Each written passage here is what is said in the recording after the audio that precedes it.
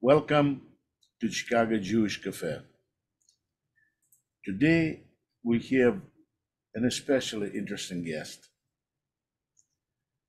Her mother, on her deathbed, begged her not to raise her children Jewish. To find out why, our guest asked her mother's former colleagues. And as she writes, she's still reeling from their answers. She wanted to find out why would her mother say something like this. Her mother died December 4th of last year. And as I said, on her deathbed, and I'm just reading now from the article that our guest published in the Tablet magazine, and the link to this article we're going to append below this video. On her deathbed, her mother begged her not to raise her children Jewish. In life, she worked, that is, her mother worked for the CIA in the Near Eastern Southern Asia Division. For 6 years, she was the head of Arab Israeli Division. She was an expert on Syria and political Islam.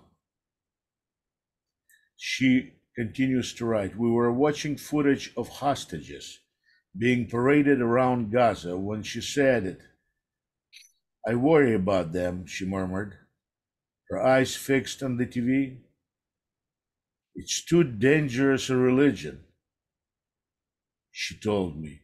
"I don't want to the target on their backs." I couldn't tell what she was asking of me. Did she want me to skip the few traditions my family has held on to? Hanukkah candles and meager seders? Or was she saying I should not tell my kids that they were Jewish at all? I didn't ask. I was too afraid of that, of what she would say. "I told Dad I did not want to raise you Jewish," she said in a few days later. The Gaza war had begun in earnest by then. Moonscapes of leveled buildings and dust, images of military prowess that colored her view, and until October 7, my perception of Israel. He wanted to, but I was afraid of what might happen to you if you identified that way. Our guest is Justine El-Hazen. Justine, welcome. Thank you. As I told you before we started, I really liked the article you've written. I'm sure it's not only your mother who said something like this to you. Many other mothers probably have said, are saying, and will be saying to their children, and maybe even things more mm, more reflecting even greater fears than what your mother said. In any case, Justine, let me ask you a question. Was your mother Jewish? No, no, she was not. Mhm. Did she convert? No, no, my father, and that's a story for another time. My father, he grew up in not a very stable family, a lot of poverty, and my grandparents were immigrants. And interestingly, he and all his siblings intermarried. I think they had to slightly get away from some of their bad memories. So interestingly, they all intermarried, but all his siblings, their children were, it's all my cousins, their children were bat mitzvah and bar mitzvah, and they stayed within the faith. We were the only family who didn't. And I didn't really know why. I guess because my mother had said, she might have had a dual consciousness because she spent so much time in the Middle East and in Israel. And I guess even though she never said it once in life, she was afraid of the danger of identifying that way, which I can only imagine it comes from her career, because when I was growing up in the 80s and 90s, what was there to fear? It was a very good time for Jews in America. I just read an article in the Atlantic that called that the golden age of American Jewishness. There was, people were saying anti-Semitism was defeated. It was really not a time when I think most American Jews were afraid, but she was. So, I have to say this. Was your father Jewish? oh yeah, Yeah. yes, and And he and actually didn't. He didn't leave his faith. and but his mother converted to Lutheranism, right? No, no, no, no. My grandparents immigrated here. The family that my grandmother left behind in Sweden did convert after World War II. But my grandparents lived here during World War II. They Uh, left. They left before. I have to say this, that of course I recognize you as fully Jewish.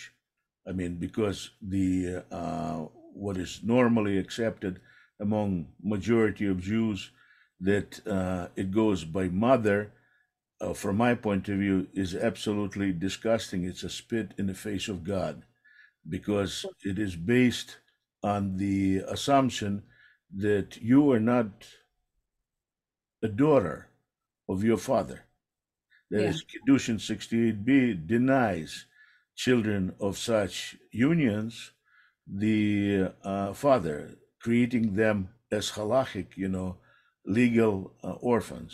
I absolutely, to me, it's absolutely disgusting. It contradicts Exodus 22, 22, 23, where God threatens for things like this with death to Jewish man who accept and treat people like that.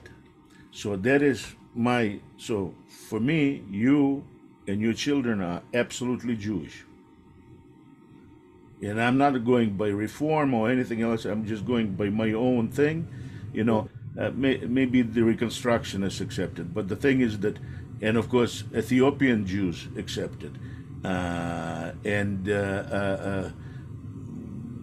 Karaims, Karaites accepted exactly the same way as I do. But I'm not going by anything. I'm just going by the fact that the majority opinion is, from my point of view, is Hilul Hashem, the spit in the face of God, and I reject it. So we're talking as Jew to Jew. So now, I have to say why your article, really hit me a bit. When I Why was I really what? hit me, Oh, just hit me. Uh, when I was a little boy, I think maybe 5 or 6 years of age. Now, I was born in the Soviet Union. In the Soviet Union, there was no accepted Jewish religion, and the whole society was fundamentally anti-Jewish. Just yeah. fundamentally. I mean, it's not like in Germany, for most of the Soviet period, there was no threat to Jews from the government's violence. But people were largely, especially in Ukraine, but also in other cities, in other parts of the Soviet Union, they were, with great hostility toward Jewish people, not toward Judaism because they did not think about it, but toward Jewish people, regardless what they believe. So, and that morning, when I was like 5 or 6, I woke up and found under my pillow few coins. And I screamed, Ma, Ma, look at this, what I found. There's money there under my pillow. And my mother comes into my room and with terror in her eyes screams to my father's mother who lived with us, why have you done it? Why do you need to do it? He does not need to know anything about such things. Yeah. Okay. Yeah. And look at this, what happened with me, Chicago Jewish Cafe with Alexander Gendler. And I guess my mother, what she said did not do anything. Although I have to say, I grew up absolutely atheist. And until 89, I would not even think about anything, God or anything like this. But 89, things changed for me in Ladispoli, Italy, where I led 1,500 people, Jews, that the United States denied entry to the United States, on the march of protest in front of American embassy on Via Veneta in Rome. Mm. And after I came back to the United States, for me, it was just many weeks of horrible torture because I could not understand, I could not reconcile my identity with being a Jew, a God-believing Jew, etc. But eventually, it all changed. But getting back to you and your mother was, you said, an analyst, a leading analyst for Middle East, for CIA, right? Yes. Yeah, she was in the clandestine service, and then she was an analyst. Now, and she told you on her deathbed, which was what, in December of this year, after October 7? Probably it was more like November that she said that. Mm-hmm. And you have children? Yes. How many? Two. And your mother said, don't raise them Jewish? Yes. And you try to understand why not, right? Yes. By the way, are you raising them Jewish? Well, I'll tell you, I wanted to, and I don't know what it's like in Chicago. I wanted to send them to the Jewish preschool near us, but in New York, there's a lot long before October 7th, a lot of anti-Semitic attacks. Anti-Semitic attacks are before October 7th are the number one hate crime in New York. And it's been every year rising.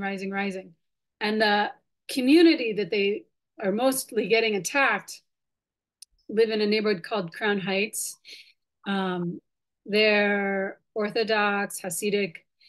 They live in a community that is mixed, Hasidic and Caribbean. And our synagogue is right at the foot of the road that these attacks occur on. So I just kept thinking to myself, well, all it takes is someone to walk a little farther. And there's huge synagogue. And I got nervous about that and decided that I didn't want to send them to that preschool because of so many attacks. So they don't go to the preschool. My son doesn't go to the preschool. But we're talking about, we do attend services at the synagogue. And we're talking about, well... Is your husband Jewish? No. But so he's... in your family, Jewish is only you and your children? My husband would convert. My husband would definitely convert. He would move to Israel. But he did not convert, right? No. So he's not Jewish. I mean, Jewish, he becomes only... You became Jewish by birth. Yeah. But he needs to convert if he wants to be a Jew. But and we've looked into the conversion process, and we're talking about our son making a bar mitzvah, and we're getting closer to our synagogue. So, and by the way, what denomination is your synagogue? It's conservative. Conservative. But conservatives don't accept, children of Jewish fathers and non-Jewish mothers as Jewish. So, and we would go. I would be happy to go through a conversion process to learn more. This would be, from my point of view, this is a horrible thing. Why? Because the process of conversion for a person like you does not fix the problem of non-recognition. I mean, of course, the Jews would recognize, majority of Jews would recognize you then as fully Jewish. But for me, the problem of conversion of Jews Yeah. like you is the problem that they legally within halacha then become children of Abraham and Sarah rather than a child of your father and your mother. Yeah. Do you understand? I mean, that does Yeah. not sound. I mean, some of my friends did go through conversion and they become very orthodox, very strong in their faith and everything. So this is one good thing. But for me, as a person who I already expressed my opinion on the issue, that is a problem. But in any case, you do whatever you like. With you, in my eyes, you're 100% Jewish, 100, not 50%, despite the fact that your mother is not Jewish, but 100, because we are Bnei Israel, children of Israel. We're not children of Leah, Rhea, Rachel, and others. We're children of Israel. And there is a very important reason for it, because the heritage of the land of Israel is transmitted within Jewish tradition according to father. And the Torah tradition is transmitted according to father, not according to mother. So, two most important elements. This is very, very important. But in any case, let's get back to your mother, because she did not want you to. And I have to say, as I told you before, I loved your article. I loved things. But um, so tell me, please, your mother was the analyst for Middle East, and Yeah. then you decided to find out, because you could not understand why she told you not to raise your children Jewish. You went among her colleagues, some of Yeah. them are very well-known names, and you asked them, what, you tried to understand why your mother would tell you something like this? Yeah, I did. And one thing I will tell you is I've spoken to people since the article was published, specifically a journalist in England who's writing, I guess he's writing a long form piece about um, the CIA and that division and the role it played in the peace process, all sorts of things. Anyway, he told me that he has a lot of sources, ex-analyst speaking. He's not going to tell me their name. They're not going on the record, but who, and one of whom is on the record and has actually published a book, who say that absolutely the culture within the CIA was you must hide your Jewish identity. If you work, maybe not if you work on Latin America, but if you work in that division, absolutely they're going to be watching you if you go to the synagogue. People who were, when they traveled, let's say going to like Hungary or Vienna or something, and they're secular Jews, asked, well, did you visit any synagogues there? That there was an absolutely clear message that if they're Jewish, they have to hide it, they have to abjure it, they have to reject it, which I think is probably part of the reason my mom didn't want to convert. She's worked at the CIA long before she met my dad, and long tradition in her family of working at the CIA. Anyway, some of those people who said those things to me in the article uh, were Jewish, were children of Holocaust survivors.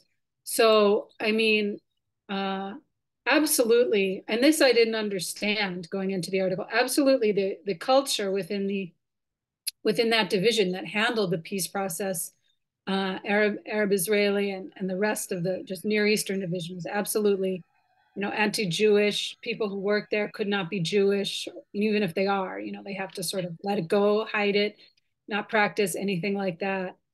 And that was surprising to me. I never heard anything like that growing up.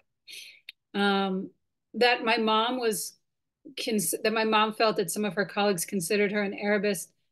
It didn't really surprise me or make a lot of sense because keep in mind her area of expertise is political Islam and Syria.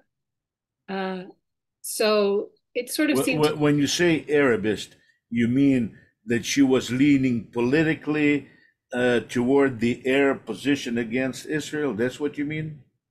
well, yeah. I mean, they have to, even though there's a really big emphasis on neutrality. You have to sort of be equal to all the parties in because that region is defined by Arab-Israeli relations. So, but she didn't study Israel. Her role was to study Syria and to represent Syria's interests so that they could be accounted for in the peace process, so that Syria could be brought into the fold of the peace process. So that didn't really, that some colleagues said that about her, it didn't really surprise me. Or a lot of people that I spoke to said she wasn't. It made sense. She spoke Arabic. Her area of expertise is Islam and Syria. So it didn't make me think that she was that biased. I guess I'm saying, like, she spoke it like that was her job. Her job was not to represent Israel's interests. There were other people who did that. Um, I think the culture was tough in the division at that time. Certainly anti-Jewish and just I think it was complex. Once Bill Clinton became president, he was much more pro-Israel than his predecessors. And that's when I think the culture maybe shifted to being not to staying anti-Jewish, but being maybe a slightly more pro-Israel in the division because what he wanted was to negotiate peace. That was his huge foreign policy objective in that area. So he might have been more pro-Israel, but the department stayed very anti-Jewish because there's some of these sources that the journalists I spoke to are into the 2000s. Well, it's not only CIA, it's also State Department. Oh, state is worse. It's worse for sure. In any case, so your mother said that it is a dangerous religion. Did she mean Judaism or did she mean Islam? Oh, she absolutely meant Judaism. So it's She meant it's dangerous dangerous to the to practitioners, the practitioner. not it's not dangerous to the world. Uh-huh. It's dangerous for the people who practice it.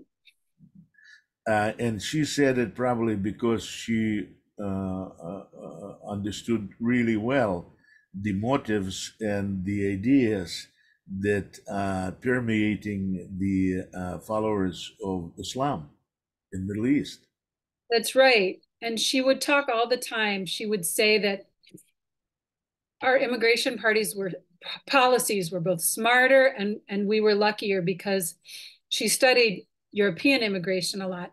And in the 90s, she was saying they have large, uneducated, poorly integrated populations in Europe. And it's going, she kept saying it's going down the line, it will cause them problems. Down the line, they will have a big problem because of these large, uneducated, poorly integrated populations. The people who immigrated here to the United States tended to be different. They tended to come speaking English. They tended to be, I mean, Muslim people. They tended to be less devout. So she saw Europe as having a really big Less problem. devout at the time of immigration Yeah, does yeah. not mean They that the changed. next generation is going to be less devout. No, the kids, I mean, if you remember after 9/11 in New York, the Muslims were very much so trying to prove their American loyalty, and then their kids now are the ones who march and Right. free Palestine and all that.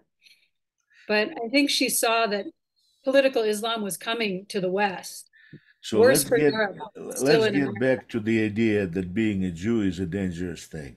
Now, I have to say that I agree with your mother 100%. But I would add on top of it that it is a dangerous thing to be a Jew. In fact, I would say of all different types of religions or societies or subgroups within humanity, uh, being a Jew is the most dangerous. But I have to also say, from my point of view, at least the way I have come to think and view it, it is a state of human being that I'm willing to die for. Yeah. Because I can say, I mean, even reading your article, you say, well, what is it? The marginal observance, this and this and this and this. But I have to say, many things in your article, neither Muslim, no Christian, no Buddhist, nobody else would be able to notice in the life of humanity. Yeah. But you did because you're a Jew.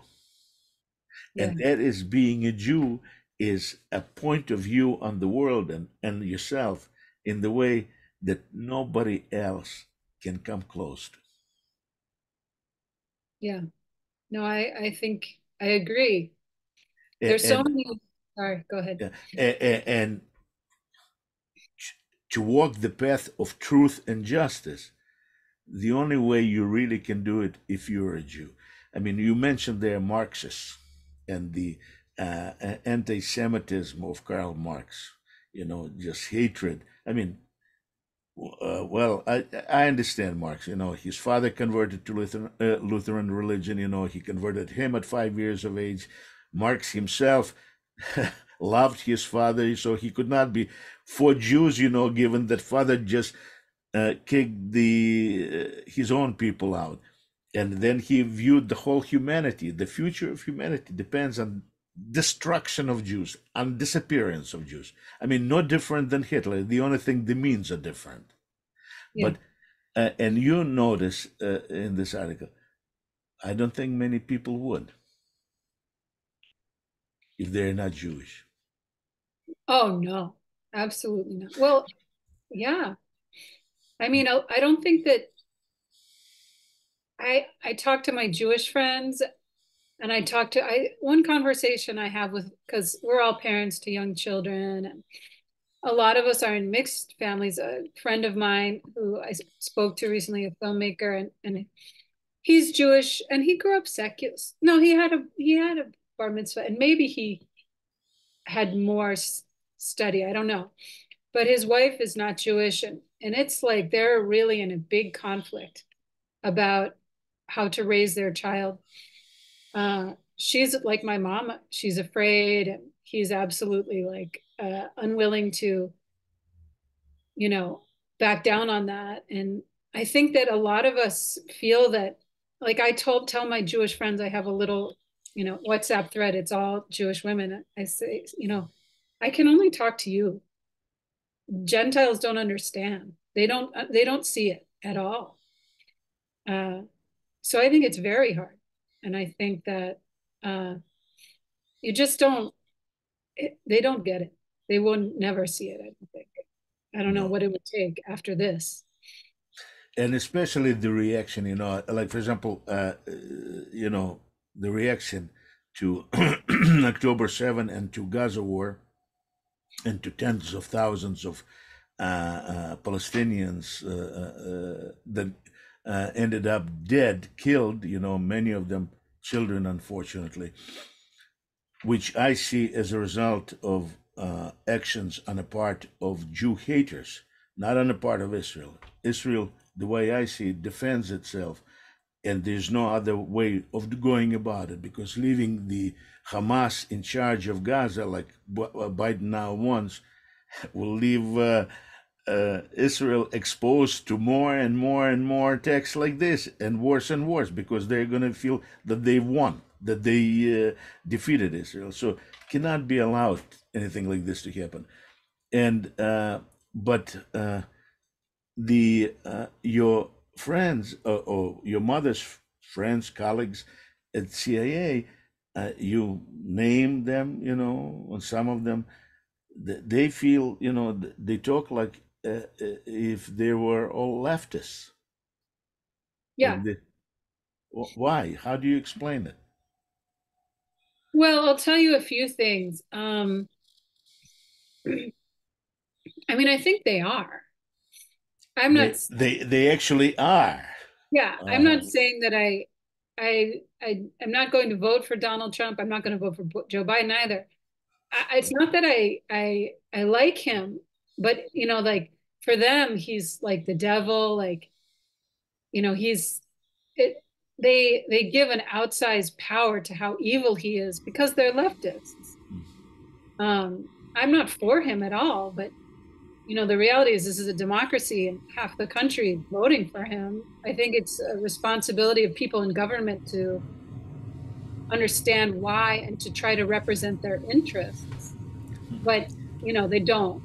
They're hardcore leftists. One thing I learned about John Brennan is before he went to the CIA, he told them when he was getting his background check, I voted once for communists. Well, okay. So he left that behind, presumably, but it's still in his background. hmm. And he's the one who was responsible. He was the one who had the idea that we need to normalize relations with Iran. And that policy was just a disaster, a total disaster. And it was a policy of the left. It was adopted by the left. I think the people on the right didn't think that was such a good idea. And that policy led to October 7th. We empowering Iran just it trickles down to the organizations that it sponsors. I So have they to are say, equal. yeah, I have to say, I did not know that CIA was so skewed. Yeah, But I have to say, when I was a commentator on NPR's Morning Edition, and I was the only one in the United States that was making a point over and over that the winds of change are sweeping through the Soviet Union and they're going to bring the collapse of communist dictatorship there. yeah, The Gates, who was in charge of CIA at that time, and the whole CIA disagreed with it. yeah, So my attitude toward abilities of CIA to actually understand the world is skewed by that experience that CIA is not really a good organization or good people to ask about things like this. yeah. I mean, And but that was, that was 1991. Uh, Actually, it was before that. But in any case, so getting back to your mother, so she says she does not want your children to be Jewish. So they should be Lutherans? no, she's not Lutheran. No, No. that was my paternal grandmother's because my paternal grandmother is from Sweden. She's Jewish. There's a small Jewish community there.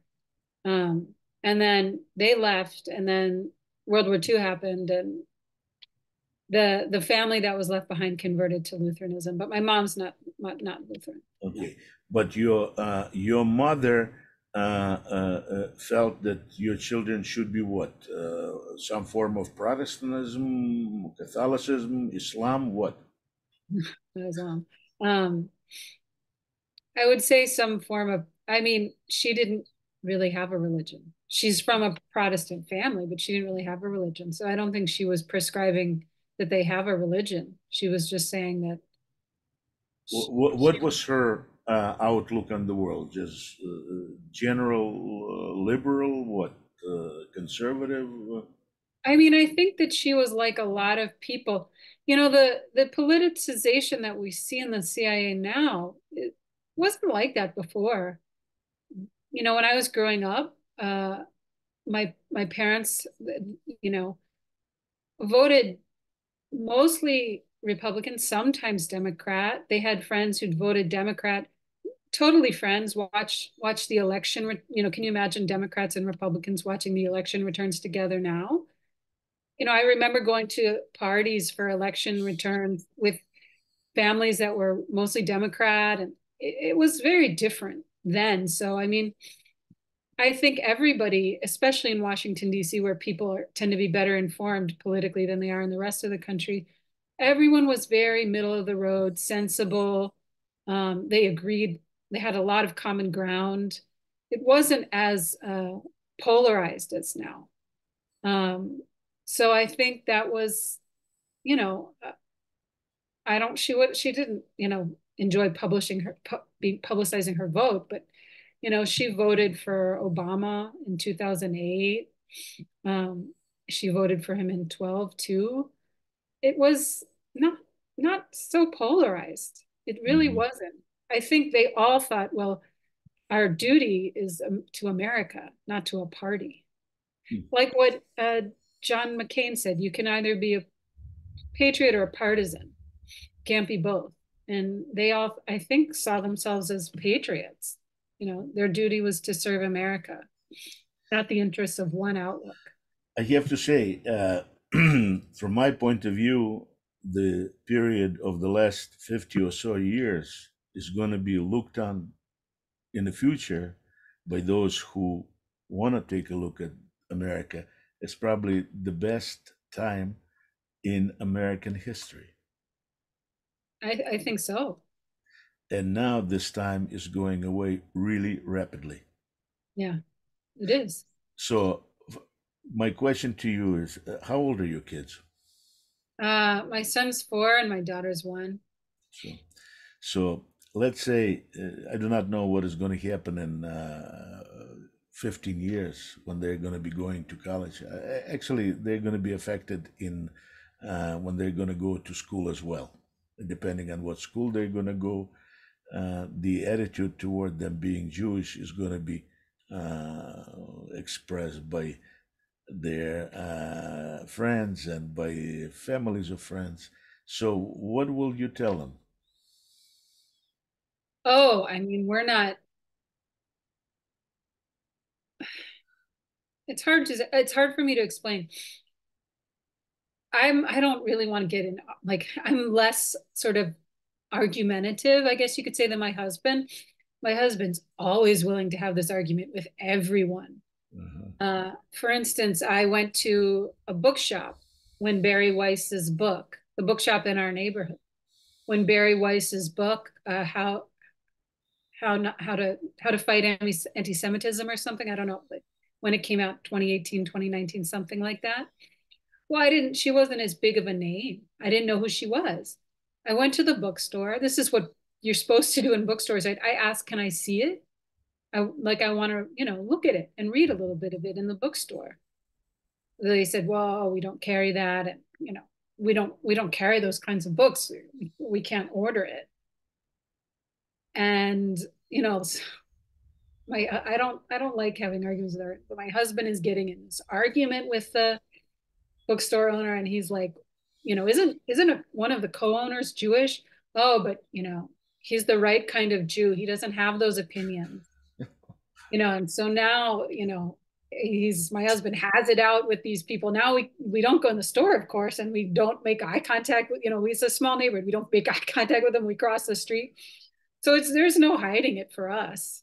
Hmm. Absolutely not. And I'm willing to sort of, okay, that's the end of that relationship. If you're gonna, go there, I'm not gonna let the New York public schools are crazy. They're probably only eclipsed by the public schools in the Bay Area.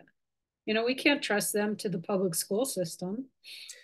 What I saw somewhere statistics that in New York, 15% of nominal Jews actually support policy that favors Hamas. Yeah. 15%. To me, that was just absolutely astonishing. I mean, don't they understand the connection? How they're going to live as Jews? How they're going to live as people? Yeah. Yeah. No, it's New York's not what it used to be. It's a very high percentage, something like 19, 20%, something like that, of New Yorkers think that Jews brought, I forget which it is. Jews brought the Holocaust on themselves, or the Holocaust isn't real. I think it's the Holocaust isn't real. There was a bill in the city council. This shouldn't be hard. Improve, ask, saying like, let's do more Holocaust education. This shouldn't be hard. They couldn't pass it for 2 years. There's people vetoing it. Which segment of city council vetoed it? I mean, who was pushing against it? It's terrible. My council member, and even though my district has a lot of Hasidic Jews in it, but it's also what contains little Pakistan. And also, it's very liberal too. So she gets their votes. Uh-huh. And that's how come she's one of the most extreme. Uh, Unfortunately, there's nothing, we try, but what can we do? She keeps getting voted in. So Hmm. um, she's one of the ones that vetoed. And then I don't know the others, but I happen to know it's mine. Well, I have to say that if somebody would tell me today, should I be a Jew? I would tell them, think very, very, very, very carefully about making this choice. Because being a Jew, as your mother said, and I agree with her 100%, is the most dangerous form of being human being. Yeah. But I would add also, it's the ultimate form of being human being.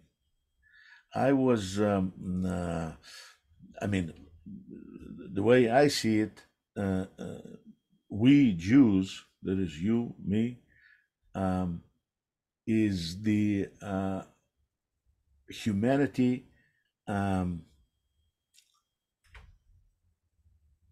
in the way that no other people can be. Unless other people will open themselves to dangers the Jews are exposed to throughout our history, including today, they cannot understand the world, they cannot understand themselves in the same way. Yeah. No, I agree.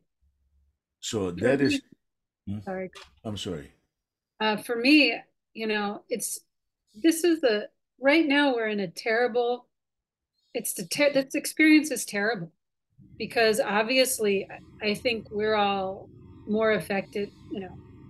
When these other people see footage of October 7th, they think it's horrific, but it's not them.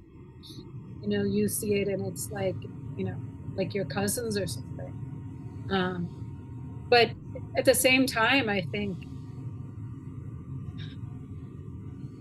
yeah, I agree with you. I read a really great piece by a military historian from West Point in Newsweek, I think, where he talked about the lengths the IDF goes to try to protect civilian life are greater than the lengths we went to in Mosul, and we pioneered um, a lot of those techniques. Sending SMSs, having pauses at the same time of every day conflict, trying to create human corridors, and that's great. And I agree. And in this article, he said, I blame Hamas for what's happening. You know, I mean, to any normal human being, there's no other answer to this thing. Hamas is but it's not only Hamas, it's Hamas and supporters of Hamas. yeah, I mean, 83% of Palestinian Arabs in Judea and Samaria support the October 7th. yeah. 87. No, I know. What I was going to say is it is a terrible time because all this is true, but I think about it and I see these kids marching in the streets in America and signs with a Jewish star and a trash can. I don't want to become like them.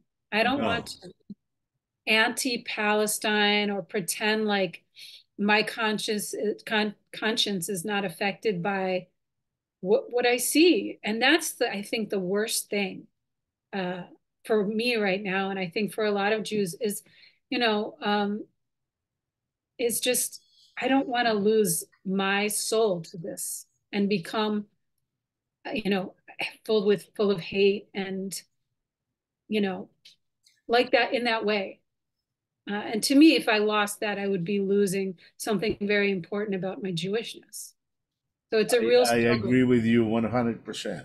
As you are saying it, I remember when our ancestors left Egypt and crossed the, the Red Sea or the Sea of, whatever sea was. And then the Egyptians were drowning and people started, Yeah, being celebrating. joyous, and God tells them, stop it, because Yeah, it's also my children. So we yeah, do not give out candies because Palestinian kids are being killed. And we Right. do not say, as I talk to you, I mean, in some other videos, of interviews of Palestinian mothers. I mean, some of them declare that this is the greatest joy of her life when her son was killed trying to kill a Jew. That is the greatest joy in her life. And of such Palestinian women, there's many. They enjoyed, for them, this death, of Shahid, death, is the most important thing in their lives. I do not see it that way. I mean, I agree that we need sometimes to fight, but only in self-defense, not in order to inflict somebody death and in process die in order to see some virgins in some other place. Yeah. There's a big difference between us and them. And you, as a mother, expressed it very well. And I'm sure that there's many other majority. I mean, I can't imagine a Jewish mother saying, this is the greatest day in my life when my son died killing Palestinian. Yeah. No, absolutely. And one thing I try to remember too, and Barry Weiss is very good for this. I really like, the Free Press and other outlets too, but she publishes sometimes she'll publish footage from Instagram or TikTok of Palestinian people saying, this IDF didn't start this war. Hamas is causing this war. There are people there who are awake and understand, the bigger picture. And, there's, she I published. sympathize with them very much with those people. I mean, not all of them are crazy in this jihadist way, and many of them completely innocent, and they probably would like to do something to change, but there's not that many things that they can do to change. The way I see it, the only thing that can change it is military defeat of Hamas by Israeli army. There's no other way for things to change. And what I believe Bush is doing now, pushing Israel to basically commit suicide. You know, give in, let them go, let them take whatever. I'm sorry, I cannot agree with it. No, no. And it's yeah. In any case, I hope that everybody reads your article because your article touches on probably some. I would imagine that today in America, uh, millions of mothers are asking themselves questions, and many of them like this, and many of them are answering exactly the same way as your mother answered and told you. You know, it's a fear for your children, and that you do not fully, especially when you do not fully understand what it means to be a Jew. It's and I'm talking about not only some Jews, but also very even in Orthodox communities, Jews, because they also don't fully understand what does it mean to be a Jew. They know what does it mean to do this, to do this, to do Shabbat, to do kosher and things like this, but they don't fully understand. Many of them, maybe even majority of them, don't fully understand what it means to be a Jew in a global sense, in a sense the way life works. And then, of course, you say, why should they be Jewish? If they are going to be killed for what? I mean, it's and but I think that you have the answer, and the answer, by the way, I found in your article, and I agree with it. It's the last portion of the article. People should take time to read it because the article is large article, even for the tablet magazine. But the last portion of the article gives many good points that only a Jew can see and only a Jew can really fully consider. Justine, I thank you very, very much for stopping by Thank and you. for sharing your thoughts and your heart. And I have to say, I please accept my condolences on Thank your you. mother's death and your father's death a year before your mother or 2 years before your father or your mother. I'm in great sympathy with you, you know. Thank you. I think you're a great Jewish woman, and I thank you for stopping by and sharing your thinking and your ideas. Thank you. This is wonderful. Thank you. And as they say in China, sei gesund. Okay. That's what they say in China, at least in my China. I'll talk to you, Justine. Take Bye. care.